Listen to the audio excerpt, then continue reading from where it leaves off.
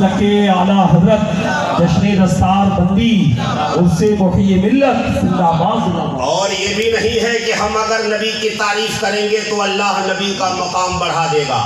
ہماری تعریف کرنے سے نبی اعلیٰ، ہماری تعریف کرنے سے نبی افضل، ہماری تعریف کرنے سے نبی بہتر، ہرگز ذہن و دماغ پہ یہ لانے کی کوشش مت کرنا، اس لیے کہ ہمارے کہنے سے نبی اعلیٰ نہیں، ہمارے کہنے سے نبی افضل نہیں، اس لیے نہیں کہ اللہ نے نبی کو اعلیٰ بنا کر بھیجا ہے، اللہ نے نبی کو افضل بنا کر بھیجا ہے۔ البتہ اتنا ضرور ہے کہ ہم کاکیناڑا کی اس دھرتی پر بیٹھ کر مصطفیٰ کو اعلیٰ کہیں گے تو اللہ نبی کے صدقے ہم سب کو اعلیٰ کر دے گا، اس لیے کہ جو اس کے در کا غلام ہوتا ہے ارے وہ زمانے کا امام ہوتا ہے۔ اس لیے تو مفتی اعظم، مرشد اعظم، متقی اعظم آل رحمان حضرت علامہ مصطفیٰ رضا خان فاضل بریلوی علیہ رحمت و رضوان فرماتے ہیں،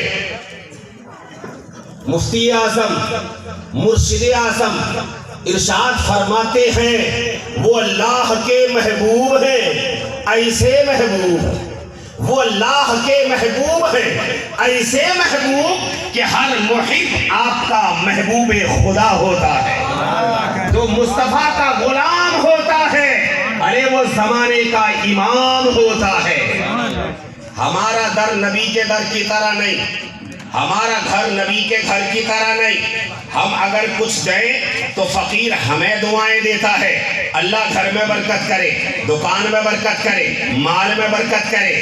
ہمارا فقیر ہم سے کچھ لیتا ہے تو وہ ہمیں دعائیں دیتا ہے، مگر مصطفیٰ کا فقیر جب مصطفیٰ سے لیتا ہے تو وہ مصطفیٰ کو دعا نہیں دیتا بلکہ مصطفیٰ فقیر ہی کو دعا دیتے ہیں۔ اسی لیے تو استاذ سمن، ماہر علم و فن، سراج بزم سخن حضرت علامہ حسن رضا خان فاضل بریلوی علیہ رحمت و رضوان فرماتے ہیں کہ منگتا تو ہے، منگتا کوئی شاہوں میں دکھا دو جس کو میرے سرکار سے ٹکڑا نہ ملا ہو، ارے آتا ہے فقیروں پہ انہیں پیار کچھ ایسا کہ خود بھیگ دیں اور خود کہیں منگتے کا بھلا۔ سبحان اللہ، سبحان اللہ، زندہ باد، زندہ باد، ماشاءاللہ۔ مصطفیٰ فرماتے ہیں المدرسۃ بیتی والمسجد بیت اللہ، مدرسہ اللہ کا گھر، مدرسہ اللہ کے رسول کا گھر اور مسجد اللہ کا گھر۔ ہم خوش نصیب ہیں کہ رسول اللہ کا گھر بھی ہم سے جڑا ہوا ہے اور اللہ کا گھر بھی جڑا ہوا ہے اور اللہ والے کا بھی جڑا ہوا ہے، اس لیے کہ ہم ولی کی بارگاہ میں ہیں۔ تو ایک ہے بیت اللہ، ایک ہے بیت رسول اللہ، ایک ہے بیت ولی اللہ، ایک اللہ کے گھر کے قریب، ایک رسول اللہ کے گھر کے قریب اور ایک ولی اللہ کے گھر کے قریب۔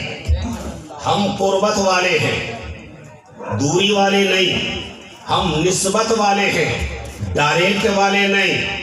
اللہ کے ولی کی بارگاہ میں ہم آتے ہیں تو وہ ہمیں جوڑ دیتے ہیں رسول اللہ سے، اور جب رسول اللہ کی بارگاہ میں آتے ہیں تو رسول اللہ جوڑ دیتے ہیں اللہ سے۔ اللہ فرماتا ہے جاننے والا اور نہ جاننے والا آپس میں برابر نہیں۔ یہ علماء کرام بیٹھے ہیں، کہیں اللہ نے فرمایا حل یستوی الاعمی والبصیر، کہیں اللہ نے فرمایا حل یستوی الظلمات والنور، کیا اندھیرا اور اجالا آپس میں برابر ہے؟ کیا اندھا اور اکیارا آپس میں برابر ہے؟ کیا رات اور دن آپس میں برابر ہے؟ تو جس طرح اندھا اور اکیارا آپس میں برابر نہیں، جس طرح رات اور دن آپس میں برابر نہیں، جس طرح اجالا اور اندھیرا آپس میں برابر نہیں، اسی طرح دین کا جاننے والا اور دین کا نہ جاننے والا بھی آپس میں برابر نہیں۔ یہ علماء کرام جن کو قوم حقارت کی نظر سے دیکھتی ہے، کمزور سمجھتی ہے، یہ طلباء جو آپ کی گلیوں سے گزرتے ہیں، آپ کے محلے سے گزرتے ہیں، آپ کے گھروں میں دعوتوں میں جاتے ہیں، آپ ان کو حقیر سمجھنے کی کوشش مت کرنا، آپ یہ مت سوچنا کہ ہم انہیں کھلا رہے ہیں، ارے اللہ کی قسم ان کے قدموں کی برکت سے ہمیں روزی ملتی ہے۔ یہ ہماری گلیوں سے گزر جائیں، ہمارے محلے سے گزر جائیں، ہمارے قبضے سے گزر جائیں، ہمارے قبرستان سے گزر جائیں، تو مصطفیٰ فرماتے ہیں اذا مر العالم او المتعلم على قرية ام مقبرة رفع الله عذابه على 40 يوما، جب پڑھانے والا عالم یا پڑھنے والا طالب علم کسی گاؤں سے گزر جائے، کسی محلے سے گزر جائے، کسی گلی سے گزر جائے، کسی قبرستان سے گزر جائے، تو رب پاک گزرنے والے علماء اور طالب علموں کی قدموں کی برکت سے اس محلے سے 40 دن تک کے لیے عذاب کو اٹھا لیتا ہے۔ سبحان اللہ ماشاءاللہ زندہ باد۔ 40 دن تک عذاب آپ کے محلے سے اٹھا، 40 دن تک عذاب قبرستان سے بھی ہٹ گیا، 40 دن تک عذاب آپ کے علاقے سے گزر گیا۔ اب جب روزانہ جس گلی سے گزر رہے ہو، جس گلی سے یہ طلباء روزانہ گزر رہے ہو، ایک بار گزرے تو 40 دن تک عذاب نہیں اتر سکتا۔ اور یہ کوئی ہمارے اور آپ کے باپ کی بات نہیں ہے، رسول پاک کا فرمان ہے۔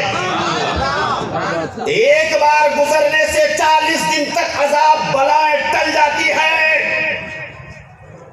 تو جس محلے سے روزانہ یہ طلباء گزریں گے تو اللہ کی قسم اس محلے میں عذاب آ ہی نہیں سکتا۔